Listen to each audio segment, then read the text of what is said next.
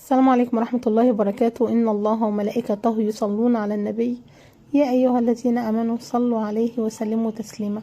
أهلا وسهلا بحضراتكم أحلى متابعين، يا رب تكونوا دايما طيبين وبخير. النهاردة كلامي يمكن يكون من أهم الفيديوهات اللي أنا عملتها أو من أهم الفيديوهات اللي تسمعوها، لأنه لكل واحد حاسس إنه وقع ومش عارف يقوم، لكل واحدة حاسة إنها خلاص مفيش رجوع تاني، لكل قلب موجوع من ذنبه ومكسوف من ربنا.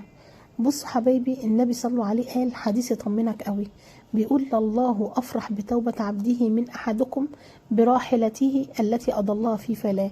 يعني ربنا بيفرح جدا أكتر من واحد كان هيضيع ولقى حاجته تاني، أو هيضيع حياته ولقاها تاني. يعني انت سبب فرحة عند ربنا بمجرد انك تقول يا رب سامحني أنا راجع. النبي حبيبك قال كمان كل ابن آدم خطاء وخير الخطائين التوابون. يعني الغلط مش نهاية، الغلط بداية للرجوع، بس مين اللي بياخد القرار؟ أوقات كتير جدا بنبقى شايفين نفسنا وحشين قوي. ليه بقى نعمل ذنب ونقول دي آخر مرة، نرجع نعمله تاني فنحس ان احنا منافقين ونقول ربنا مش هيقبلني، لا لا أنا وحش، أنا أكيد ما استاهلش رحمة ربنا.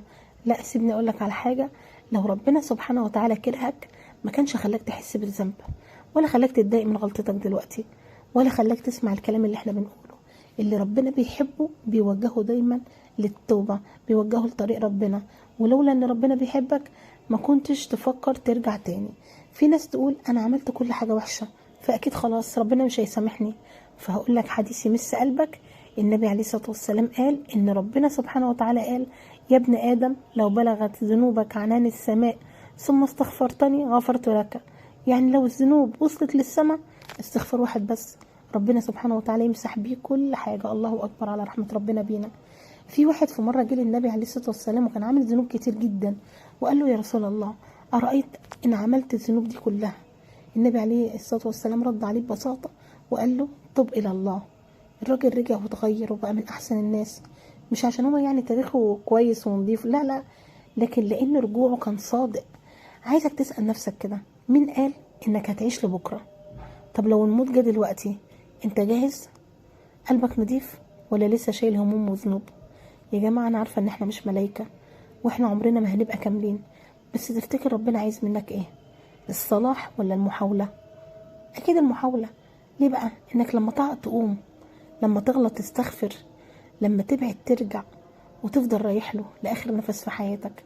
عارفين اجمل دعوة النبي عليه الصلاة والسلام قالها كانت ايه؟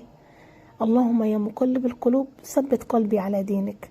النبي اللي معصوم كان بيدعي بالثبات، ما بالك احنا بقى؟ احنا محتاجين كل يوم كل ساعة نقول يا رب ثبتني، يا رب قويني، يا رب ما تسيبنيش لنفسي لحظة.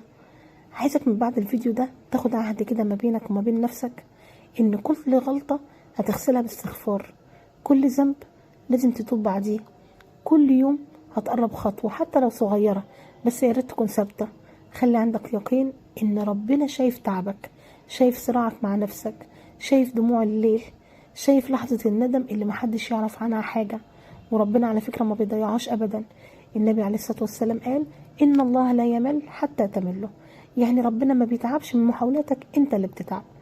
عايزك تسمع الجملة دي كويس قوي، مش مهم انت كنت ايه، المهم هتبقى ايه، لان العبرة بالخواتيم يا جماعة. خلي النهاردة بداية مش نهاية. قول لنفسك انا عندي رب كريم وانا استاهل رحمته، انا راجع ومش هسيب ايديا تاني من التوبة. وفي اخر كلامنا ودعائنا الجميل اللهم يا ارحم الراحمين يا عفو يا كريم. يا رب احنا نستحي قوي ان احنا نرجع اليك بذنوبنا، لكن احنا عارفين يا رب انه لا يغفر الذنوب الا انت. اللهم ارزقنا توبة نصوحة قبل الموت، وحسن خاتمة عند الموت، وأنسا وطمأنينة يا رب بعد الموت. يا رب اغسل قلوبنا من الذنوب كما يغسل الثوب الأبيض من الدنس. يا رب ثبتنا على طاعتك، وامحي يا رب كل لحظة بعد، وارفعنا عندك درجات. اللهم إننا ضعفاء فقونا، وتائهون فأهدنا، ومذنبون فارحمنا يا أرحم الراحمين. اللهم امين يا رب العالمين. واخر دعوانا ان الحمد لله رب العالمين. شكرا جدا على حسن استماعكم. لو وصلتم لحد هنا ما تنساش تذكر اسم الله في التعليقات وتدوس لايك واشتراك علشان يعم الخير. وفي اخر كلامنا لا تنسوا الصلاة على حبيبكم النبي، صلوا على من امرتم بالصلاة عليه. والسلام عليكم ورحمة الله وبركاته.